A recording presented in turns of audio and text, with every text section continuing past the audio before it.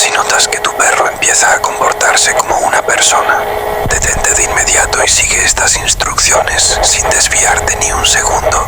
No lo mires directamente. Su mirada es peligrosa.